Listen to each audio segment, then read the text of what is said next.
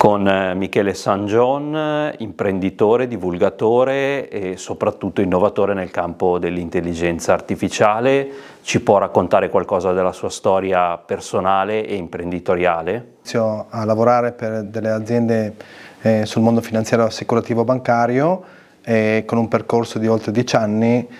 creando poi una mia azienda nel settore del risparmio gestito. Poi da lì mi metto sull'intelligenza artificiale, anche perché poi io nasco dall'informatica e l'idea era di fare qualcosa di particolare sulle tecnologie e sull'intelligenza artificiale. A quei tempi ancora non era conosciuta, ma c'erano gli e-commerce, i primi www che la gente non capiva cos'era, e quindi abbiamo creato il primo centro commerciale online che si chiamava Ariel Center. E poi l'idea di intelligenza artificiale ancora 14 anni fa, quando non si parlava di intelligenza artificiale in Italia, però c'erano i primi sentori che c'era questo sistema di tecnologia. Ho aperto poi un'azienda, una startup innovativa, poi di conseguenza ne ho aperte altre due,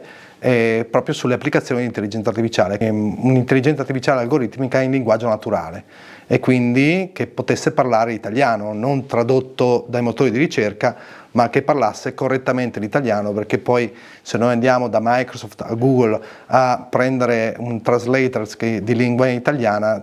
non la parla come volevamo, e quindi ci siamo specializzati nel linguaggio naturale e questo ci ha dato una gran mano, una gran forza. Successivamente arriva il Covid per tutti, noi vinciamo il premio Politecnico di Milano, è un premio importante per le amministrazioni comunali, dove abbiamo dato un supporto per oltre 200 comuni e province con la nostra tecnologia di intelligenza artificiale per il supporto per gli utenti e per i residenti, che dava le informazioni su quello che era appunto il Covid e le sue leggi, le sue normative, le sue regole. Però prima, grazie anche a un incontro con Elon Musk, apro un'azienda a San Francisco e lì poi il processo ha continuato in positivo. È vero che ha incontrato Elon Musk, e se sì, com'è andata e quale impressione ne ha ricavato? Con Elon Musk è stato un incontro che doveva durare 15 minuti e in verità è durato quasi 2 ore. È una persona straordinariamente capace,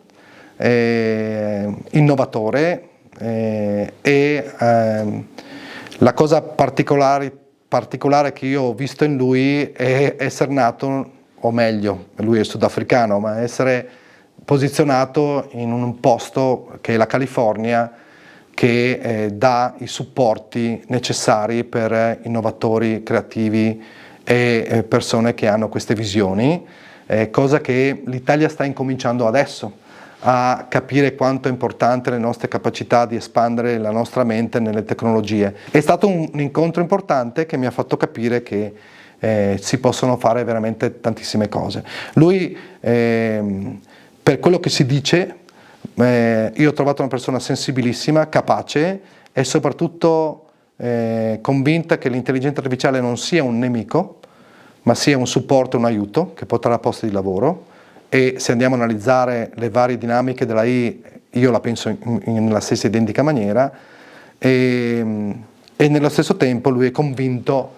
che Marte sia la nostra futura era un domani. È anche vero che le tecnologie oggi sono alla portata di tutti. L'Italia non ha creato un chatbot come ChatGPT o come quello cinese che oggi sta facendo parlare di sé, ma è anche vero che per le mie esperienze a San Francisco e in Texas ho visto tantissime colonie di ingegneri italiani, di persone capaci italiane che portano la nostra creatività